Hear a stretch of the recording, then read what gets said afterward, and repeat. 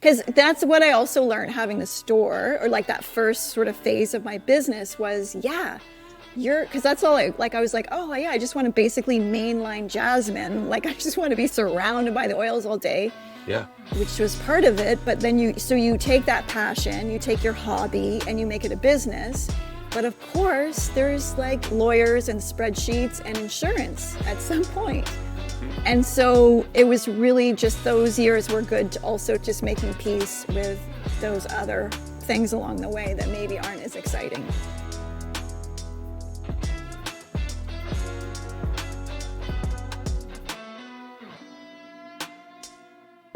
Your sales software shouldn't be a bummer, and when you step inside your CRM, you should actually feel equipped to do your best work. It's kind of like being in the pilot seat, but having all the easy-to-use controls.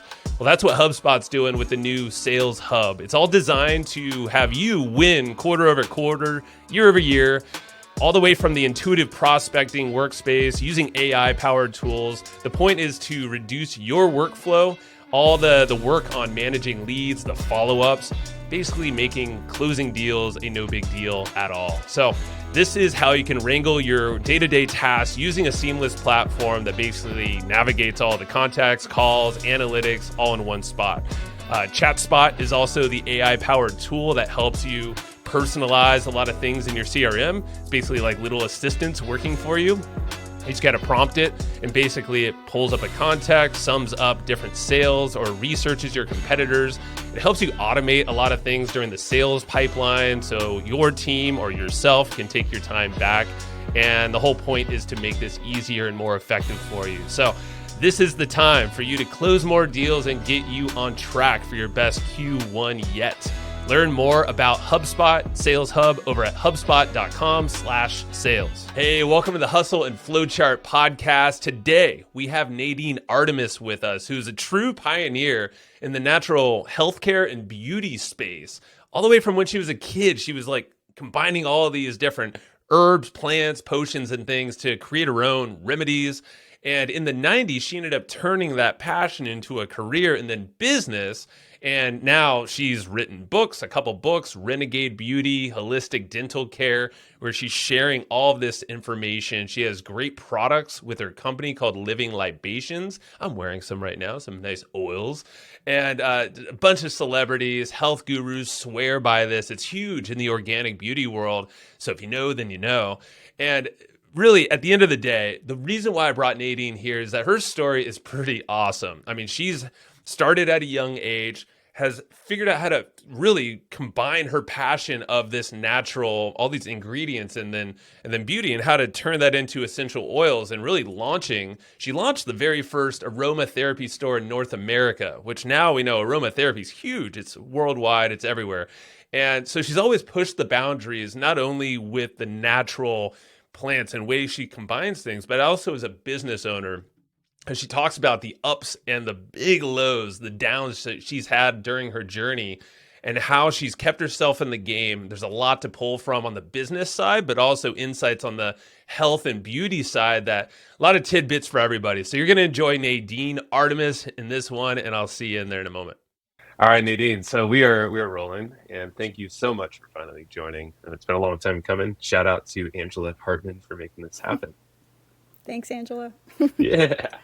So yeah, you've been in the natural beauty health space. I mean, I would love to see or hear it from your words, because it seems like you span quite a bit of. I have a couple books here, so you're obviously on the dental, oral hygiene, healthcare, but then you have Renegade Beauty is your other book here, and you're a veteran. You're a podcast veteran. We were talking about as well. So tell us a little bit about yourself, and then we'll get into some of these nitty gritties of how you got here. Yeah, well, I feel like I had an entrepreneur spirit really from quite early on. Even I think one of my first businesses is we had a beautiful cottage, and I would collect fish for crayfish. Then I'd hike through the woods and bring them to the bait store for money. So it was one of my first So it goes jobs. way back, yeah. Yeah, way back. And then I was always like concocting with nature and making, mud and putting on the body and crushing petals into that. And then in my home in my mom's bathroom, I would like, empty out her closet, like her cupboards, and mix the skull and crossbones stuff with like her Joy perfume. And Okay. that was like really mini me. But then, as I'm a teen, it's the 80s, and, it's like a whole plethora of, I feel like, beauty. I'm a teen. It's like bottles of everything and beauty magazines.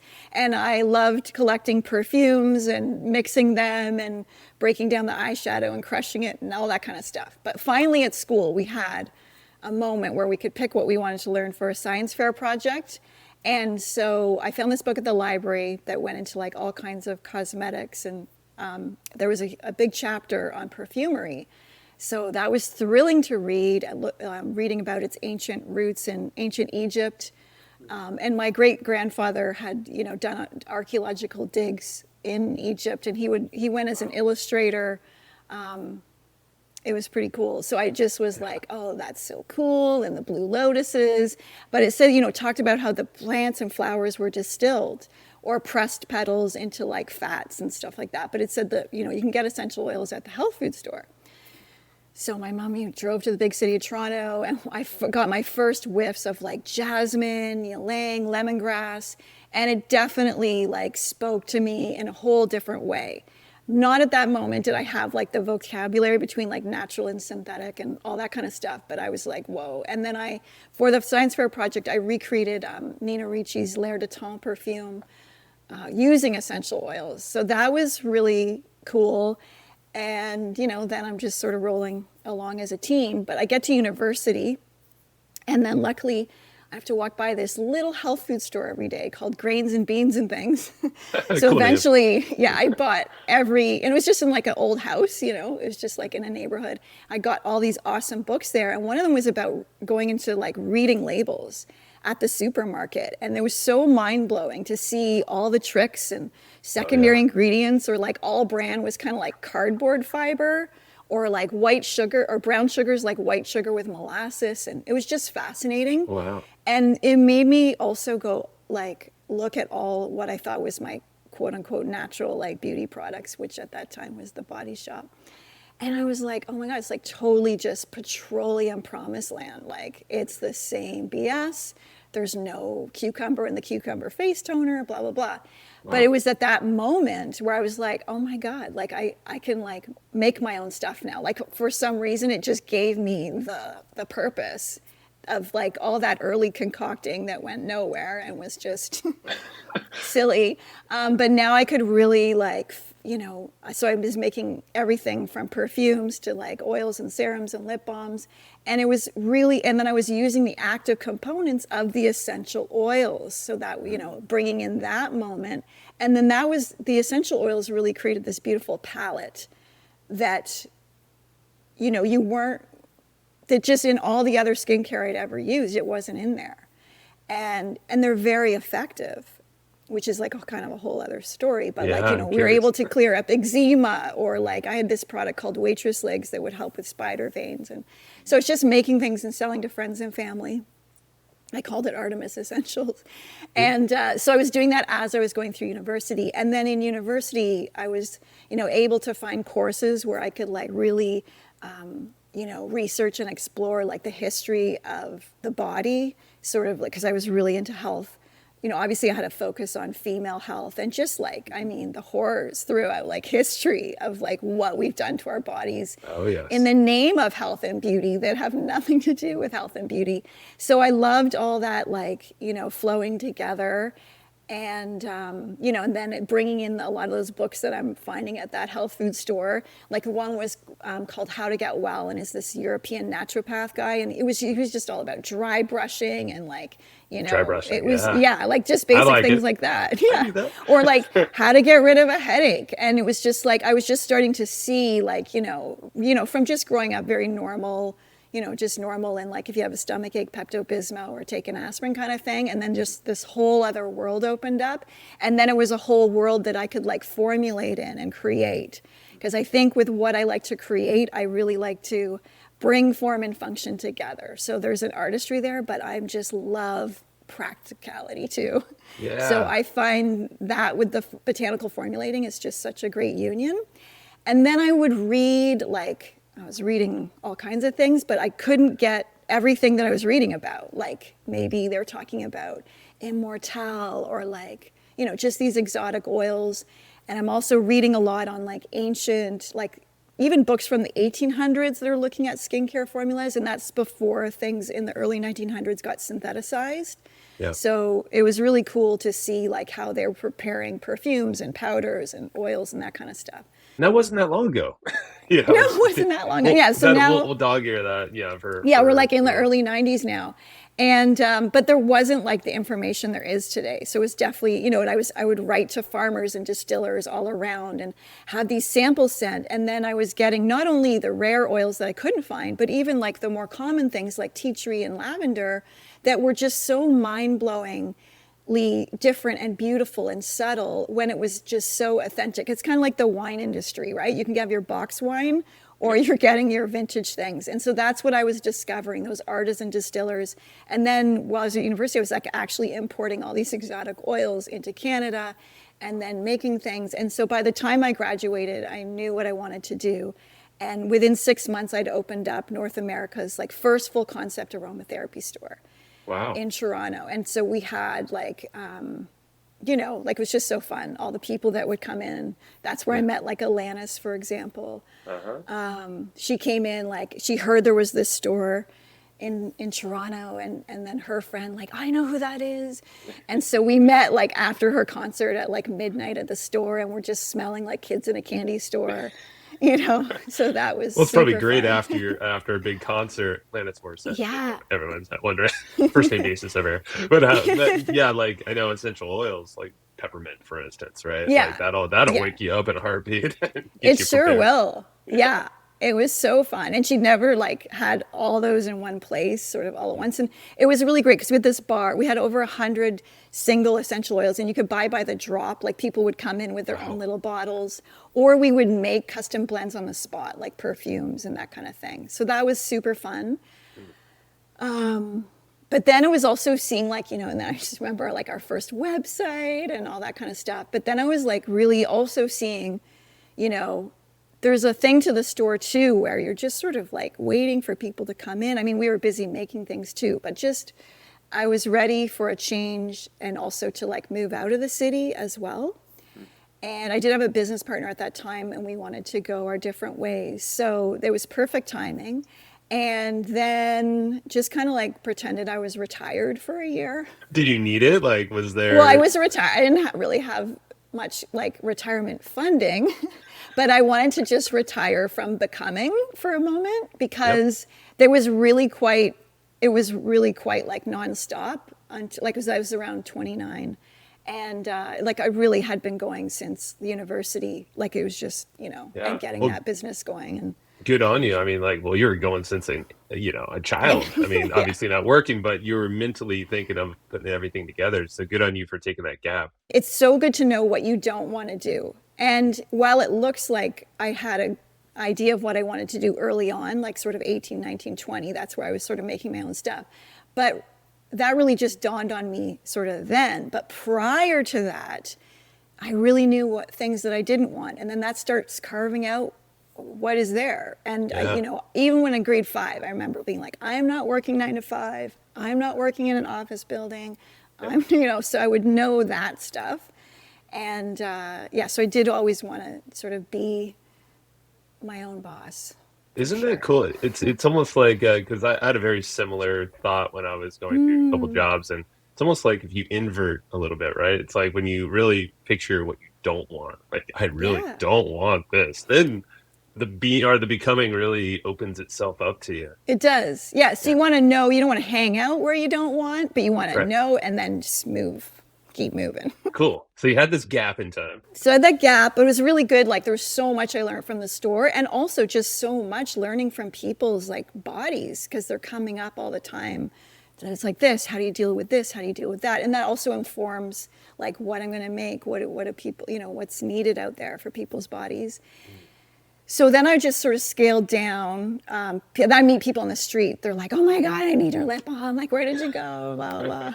Because we didn't quite have internet. Well, we had internet, but I mean, it wasn't all just like socially connected then. It was kind of nice. Anyway, Yeah, I so then agree. I would just sort of do, I sort of did these scent salons. So like I just make up fresh batches, and then like once a month people could gather.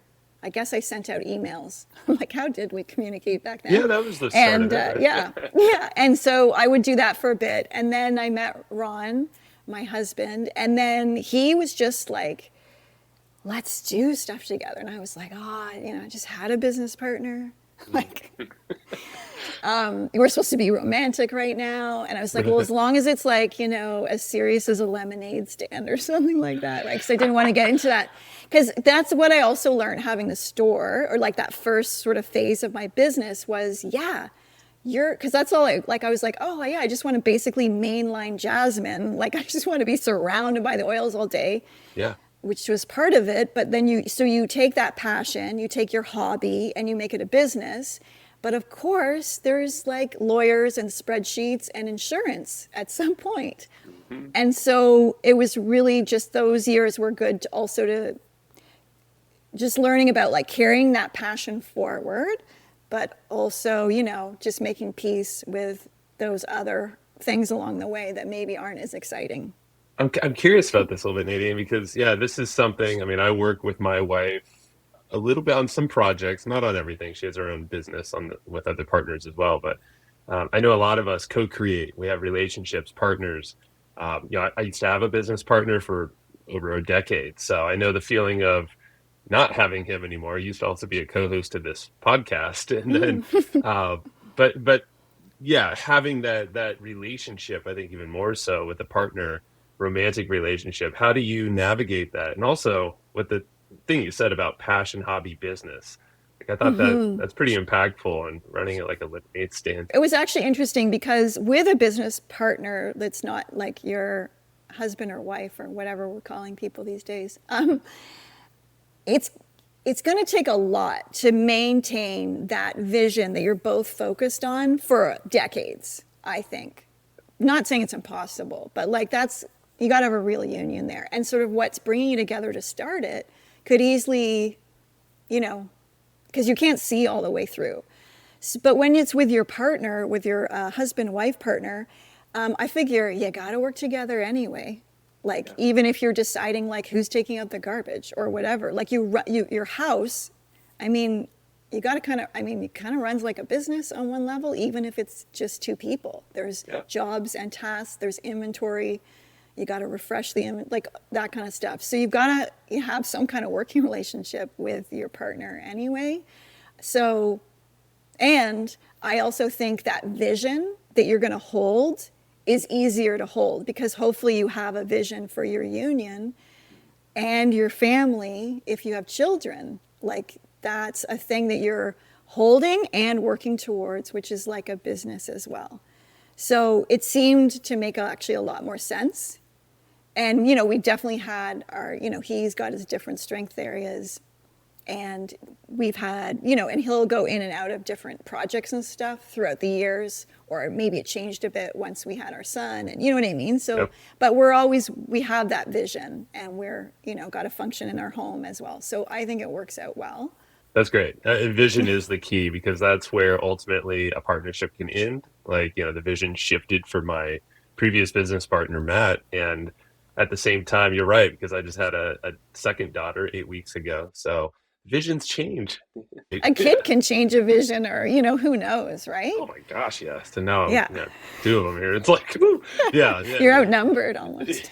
Definitely. Yeah. But that's great. I just wanted to pause there pause, but dive in because the vision, that's something that it's talked about a lot, but when it's not practically integrated into a story, like what you're describing here, I can make or break a whole relationship, a romantic relationship and a business. Yeah. Yeah, it's like, it was really right early on. Like it was just like within weeks, he's like, let's work together, blah, blah, blah. But on one level too, we just like, I think it's just so great that we had this productive thing. Like, I mean, how many movies can you just sit there and watch anyway, like as a couple or whatever? Gets boring. Like, Come on, we got to do yeah, something cool. You got to Let's do create. stuff. So it grew bigger than a lemonade stand, of course. It did grow bigger. Yeah. So there was a few growth phases, and then but then we met, and I had been already like, planning. I doing so much research on like what it takes to move out of a city and like get your land and all that kind of stuff. So yeah, Ron was just fully game. He was like, yeah, maybe he hadn't fully thought of that, but he's like, yes. And so we had, of course, tropical fantasies, especially coming from Canada. But Right. luckily, I had some consulting projects in Hawaii. And then we got to go there a bit, and it was kind of like, yeah, like it's fun to go here, but we don't need to live here. And then I was like, the area north of Toronto, we're in Ontario, was so magical to me as a kid because this is where I went to camp. We had a cottage here. There's like thousands of freshwater lakes and springs. Beautiful. So I was like, let's find a place there. So we found our land, which was very exciting, and just having like this space, just being out of the city just enabled growth right away. Just even capacity to have more inventory, for example. And we're rolling along. We had Leaf, and then we were building. We built things off the house for the office and our little like alchemy room and everything like that. And then we were gathering and saving and like rezoning part of our property to build our headquarters. And that was in 2013. Well, we'd been planning it for a few years. And then that just before 2 days before we were about to dig ground, even though we'd already like made the driveway and all that sort of stuff. Anyway, built the plans. Huge fire in our home. Luckily, we sort of moved out of the home by then because it was just all business, and we lived in a little cabin. And because we were going to build the future headquarters. And yeah, it was crazy and devastating. And you're just like, your whole home is like engulfed in flames, and it's insane. I can't even believe it actually happened. But it did. And we lost so much in inventory and everything. Yeah, and luckily, on that dream, right? Like a lot of what you were and constructing also real it's that time. feeling, because I guess what I'm about like 20-ish years of like, of the business. And you just feel like, oh my God, do I have to start from scratch? Like that just thought makes you exhausted. But you realize too, like, so we had nothing like physically, but you realize like your business is more than the physical, because you have like all these beautiful clients that are ready and waiting. And like, I didn't even have my hard drive, but luckily I had my formulas elsewhere. So Right. Wow. I can't even imagine. All the formulas it was you have. crazy. And luckily my bookkeeping was like in another, at the bookkeeper's house. So we had things like that. There was like these pieces that we could put together. But that was like an incredible moment. And we had a team then, about 15 people. And so it was crazy because they didn't even lose a day of work. Like, I don't know, just by Monday, we were already like finding a place like in town, this like 5,000 square foot like home basically that we converted. And like, we just started ordering again. And we let our clients know. So it was like August the 2nd. And we just said like, order as you will. And we will put, it's going to take about a month or so, which I can't even believe it only took a month. But, right. I'm like, it sounds like everything's custom. Yeah, it is. And it's so like it's complex. Like we have like, I don't know, maybe over 300 raw materials that make up over like, I don't know, 200 products. It's kind of insane. It's like not insane at all, but it's like prolific. Hey, I just want to pause this episode really fast and shout out a podcast that's also on the HubSpot Podcast Network, the audio destination for business professionals. This one's a podcast that's hosted by someone I've followed for years. His name is Donald Miller. He has the whole Story brand book and all the different stuff online. He hosts the podcast called Business Made Simple. The premise is to basically take the mystery out of growing your business. And he recently had on, one of the other guys I follow is Alex Hermosi. And right at the beginning of the year, they're talking about facing uncertainty in your business. And Alex and Donald, they talk about different ways, 4 different ways to basically shore up your business to ride the uncertain times that inherently are the ones we're living in 2024. So make sure to go check that out. Go listen to Business Made Simple, that episode with Alex Hermosi, but also the other ones wherever you get your podcasts. If you're looking to unlock some more income and time freedom, then I want to tell you about Kartra. It's the ultimate all-in-one business platform for online success. Now with Kartra, you can create stunning pages and funnels, you can automate your marketing, launch online courses, and a bunch more, all in one place for one affordable price. Now Kartra has every tool you need to scale, it's super easy to use, and right now you can snag a free 30-day trial plus a 20% discount on your first payment when you use this URL. It's www.hustleandflowchart.com/Kartra. Again, that is hustleandflowchart.com/KARTRA. Well, the fact that you have an alchemy room, I love that title, by the way. Yeah. Like, I want to call my office the alchemy room, you know? Yeah, The studio. It's a special place. It smells good.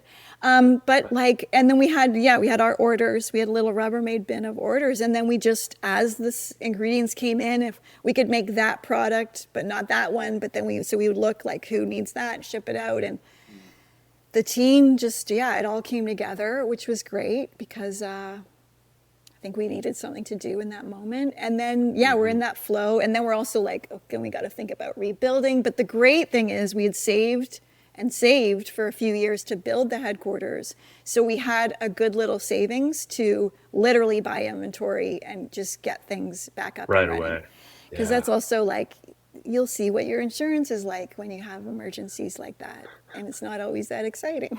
Yeah. Is there anything that you learned about insurance? Like, was there a big aha moment or some realization? Well, we had all the right insurance, and we could have sued the insurance agency because they definitely didn't do a couple things right. And it was very apparent. But my choice in that moment was like, I'm focusing on the business as if like that's going to take my time. And I know that we can generate what we need if we just focus on that. So That's great. That was the choice there. And then, so we're flowing along with that. But I also feel like, I think we were speaking of burning out or burnt out or whatever. Yeah. And I feel like, I was fully burnt out probably at that exact moment. And so I think it was just showing me like you're burnt out. No pun intended Literally. at all. Yes. Yeah. Not that was restorative, like to, because you really just, it's like adrenaline just to get, like, I think for a few years, just to get everything going again. And then we got to look at the next space because like that was like, wasn't going to be our forever home. And then realizing, like that back area where we were going to zone for the building, like there's, we're in country roads, so there's like better roads, whatever. And realizing we had to actually build in another place on our land and then do a whole other rezone because it was going to be better. Because then we were now at the bigger place. So it was great because actually, even though it was going to take about a year to get to our new headquarters, it was actually like all of a sudden we had a bigger place. Yeah. Even though we didn't have any business material, but all of a sudden it was bigger and we were operating in bigger. And as soon as you're operating in bigger, you kind of fill it out and you see and you're flowing and you're organizing things differently and all that kind of stuff. So that was really good. And then we started looking at the other spot around, I guess, 2015, 2016. And then that was that. And then then our plans changed. The building size like doubled. So we didn't even have to build that first thing. Like it was like already, we just cycled through that, It just felt like the fire felt obviously in that moment, it feels like a setback. Yeah. It's not like I recommend them or anything, but then you see later, you're like, I think it expedited things, so.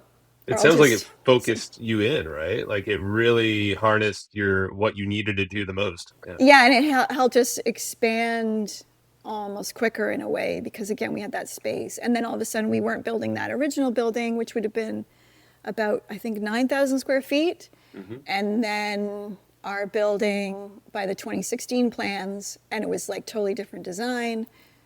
21,000 square feet. Wow. And we're going to do additions this year. Well, we've already done additions.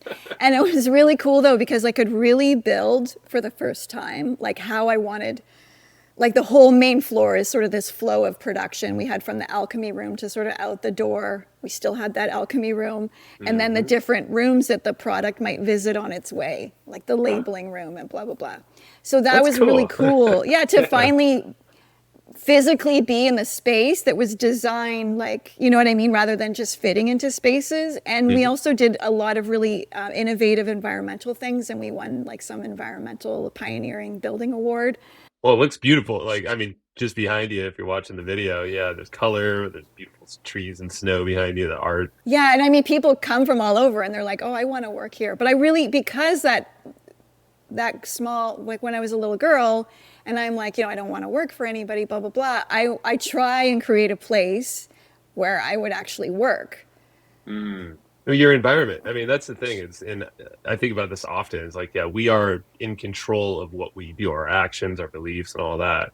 Yeah, obviously, there's this external piece that we cannot always control, but at least maybe the alchemy room that we're all working in right now, you know, our own little bit, like make that beautiful, make it something that lifts everything up, your vibe, your energy, because that's going to go out to others. Yeah, we are just so into those details. And so, yeah, then we moved to that building.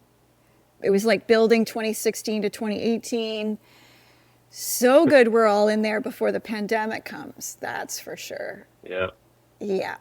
And prices, all it gets complicated. Everything did. Yeah. Well, just that, you know, thank God we also, because there was a lot of shutdowns here, but luckily we're making like hand sanitizer like for 10 years. And we make soap.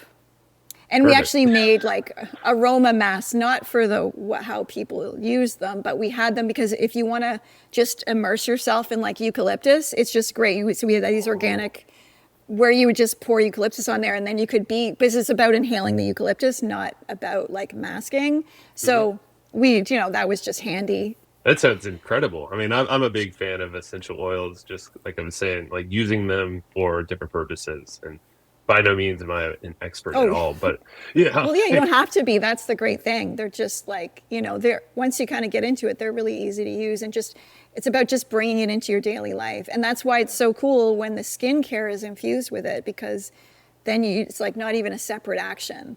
And they're, to all varying degrees, they're antifungal, antiviral, antibacterial, anti-inflammatory. So they can really work wonders on the body. They have a real physiological impact that's beneficial to our immune system, to our cells, whereas so much skincare is just like literally, it's not even neutral, it's like harming the liver, the endocrine system, etc.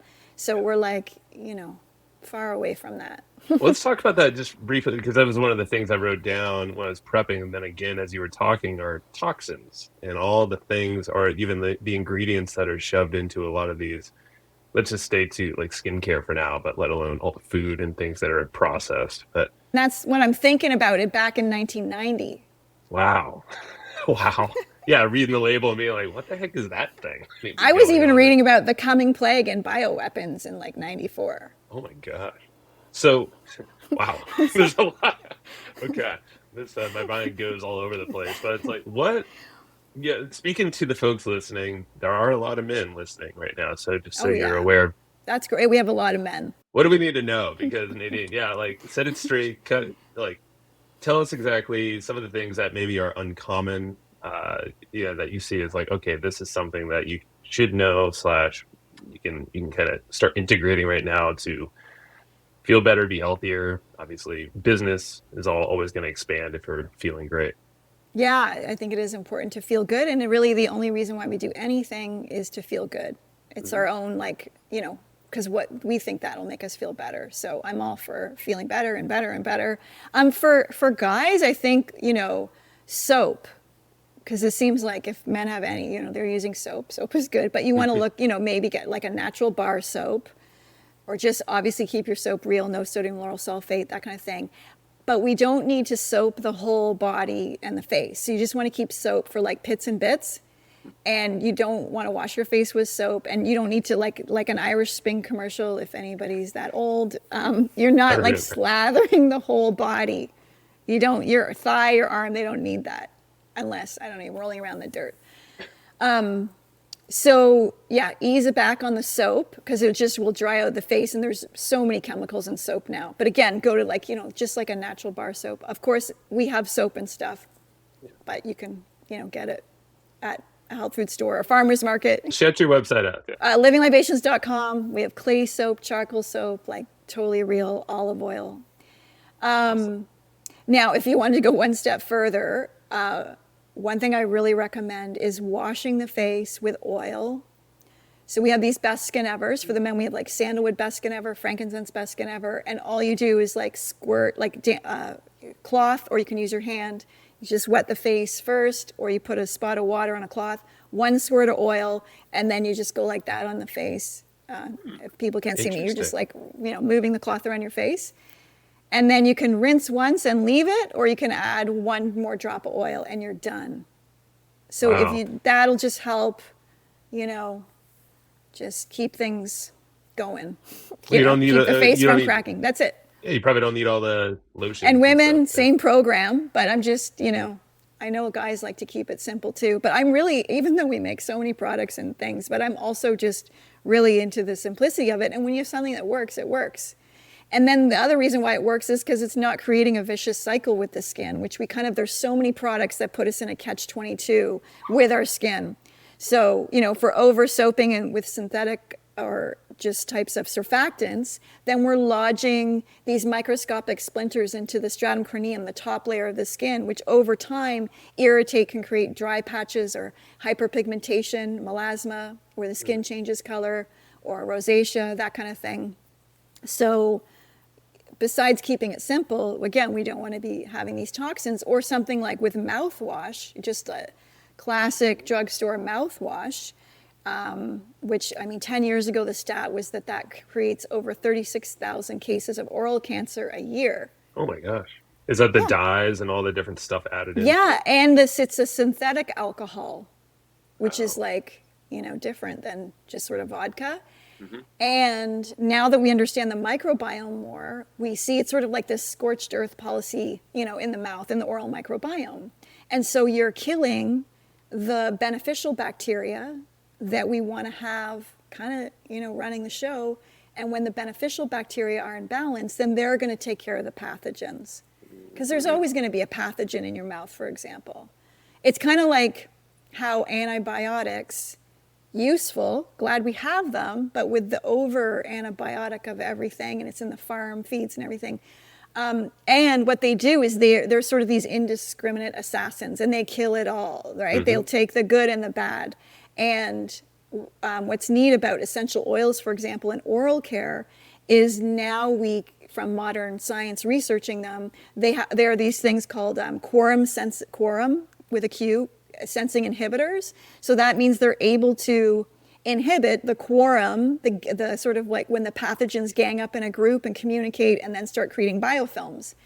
So things like clove, tea tree, frankincense, sort of these classic plants that we've been using for thousands of years for oral care specifically, but they probably didn't know what we know now under the microscope, is that they're able to then deal with the pathogens, but be friendly towards the friendly bacteria. So they're not eradicating everything. They're able to bust through the biofilm, deal with the pathogen, but not eradicate the beneficial bacteria. So you can see how that's like such an awesome option over green mouthwash that's like killing the whole story. Green number 25 or whatever it is. Yeah, totally. Eradicate everything. Wow. Yeah. And that's so common that everyone, probably has done forever. But hopefully we can kind of reverse a little bit here with this approach. Yeah. And so there's so many other things you can do for oral rinses. Like, I have recipes in all my books. Obviously we make things, but again, it's so easy. Like you could just take a 3% hydrogen peroxide and put that in some, good water, and then that could be your mouthwash. Or you can use salt water. You can put just put a pinch of sea salt in water, rinse, or a pinch of baking soda in water and rinse. Alkalinize the mouth. Ooh, okay. Ah, there's so many cool little things, and yeah, I over time I feel like this is getting a lot more talked about now. You know, people are experimenting with different things. I mean, honest, let's be honest. A lot of that stuff we probably already have in our house, right? You know, like Yeah, apple cider vinegar, olive oil, like amazing. Like you could just use the, like how I described washing your face. You could do that with the coconut oil, with jojoba, or like a real true olive oil. You're like good apple cider vinegar. You could dilute that about 60-40 with some spring water, and use that as a face toner. that's what baking soda I think can probably be added into some of this. Yeah. Yeah, you can literally, if you just brushed your teeth with just baking soda for the rest of your life, you would be 1,000 times better off than using anything from the drugstore ever again. It can Wow. literally be that simple. Okay, that might be a standalone right there, a statement in Yes. itself. Yeah. Yeah. Wow. Yeah. I mean, that's baking soda does seem like the thing. I know shampoo. Some people on the podcast who've gone deep onto the health side of things. It's like that's all they use um, Yeah, for a or you variety of can reasons. just add a bit of baking soda to your shampoo. I mean, we make shampoo, we make shave cream, and we literally have it all covered. Because also over the years, I would make things, or like people are just like, I only ever want to use libation. So you need, to fill that area. So I'm like, okay, I'll make it bigger batches. We have the Yeah. most gorgeous colognes that I think exist. Like it's just so, and it's totally pure, natural. Nobody's going to be sneezing. No. It's Well, like such a celebration. like, oh, it's actually smelling plants, or Yeah. nature. It's like, oh, Yeah, you nature won't just walked scare in the people in door. the elevator. I mean, we have poetic pits. That's a good thing actually for guys, to get off the deodorant. And women too, obviously, because also women shave. So then the pores are open and then you're putting like that, Mm, all the deodorants have some form of aluminum, blah, blah, blah, that's not to right. mention the other things. So, but we have the underarm charm and poetic pits, I love the which names. are classics, and people will be followed out of the gym or like hot yoga classes. Like, how do you smell so good? Like, what is going on? It's like radiating off of you It at that point. I is mean, it because literally it is. works. It works with your pheromones. It works with. It doesn't mask. You know what I mean? It just works with you, and it just makes like like your own natural smell, and then makes it like palatable, like better. Like aromatic. Yeah, yeah. I mean, what I'm hearing from everything here, Nadine, is well, tap into nature. Like Yeah. from a very early age. I mean, there's a reason why we're all attracted to these scents, and why, like lavender, like you mentioned, eucalyptus. And thank God I have a ton of that here, but not everyone does. I mean, I would imagine in Yeah. cold Canada, like where you're at right now, you can't get a We lot got of our that fresh pine stuff. trees. No. Yeah, pine tree is great. Got our- But the essential oils, and that's why I love them. And yeah, my wife, yeah, we always have something around that's at least brings that scent into the house, the my office. I mean, I have stuff all over here. I feel like it does something to your brain too. Yeah, and there's tons of studies on that. I mean, just whiffing. I mean, even in the 80s, there was at the University of Milan, just all these studies done with bergamot. It's a citrus. Uh-huh. It's what is the smell of Earl Grey tea is actually this tiny orange citrus. Yeah, It's not orange, but it's orange colored. And that aroma is bergamot. And they did, like, it's so amazing. It's antidepressant. It's like uplifting. yeah. So you could just sit with a bottle of bergamot. Oh man, I've never heard of that. Okay, and there's so much to explore. Well, Nadine, I mean, this is great, and thanks for taking us on this journey with you, because I know it's been a interesting journey, and I love the fact that you started young. It was always very hands-on. You literally created things out of nothing, but basically took nature, and Out of and nature, yeah. and added it to people, which it's beautiful. And I love the fact that you explored kind of these deeper, darker places like the fire and all the you know. Thanks for being so open. And I think this is really helpful for anyone kind of going on a journey, especially the fact that it was offline most of the time. A lot of us are just talking about the online type of things, and um, Yeah. and point us to, because I know you do share a lot online, Instagram and whatnot. Are there any ways that we can follow along with what you're doing there? Obviously, livinglibations.com being your website. Yeah, so Living Libations is the main portal, and totally feel free to email us there. It's sage@livinglibations.com, and we can answer any questions. And we have a great team for you can throw us your beauty, health, dental care questions, and we will rock what we know. If not, send you some resources. And we also do free consults for people as well. And then, yeah, I'm mainly on Instagram at Nadine Artemis, and we've got Living Libations. And then the books are also available as Audible books over on Audible. These books are beautiful too. They're fully colored. I mean, you spent obviously a lot on this and to put them together. So they're engaging and full of knowledge. I mean, they've cycled through my house. Yeah, I know my wife has picked it up. I think she's using some of the mascara as well, and she said she That's so loves fun. it. She made the mascara. That's so cool. And there's a Yeah. chapter on birthing and, Yep. and baby. It's working. So appreciate you so much, Nadine. And definitely I urge you all, I know this might have been talking about skincare and all that's a little different, but at the same time, let's be honest, we all have skin, right? It's like the biggest organ that we And all we all have have. teeth. So and we all have teeth. That's right. So keep yourself feeling great, looking great. And again, Nadine, thanks for sharing your story. Thanks so And, much for having me on.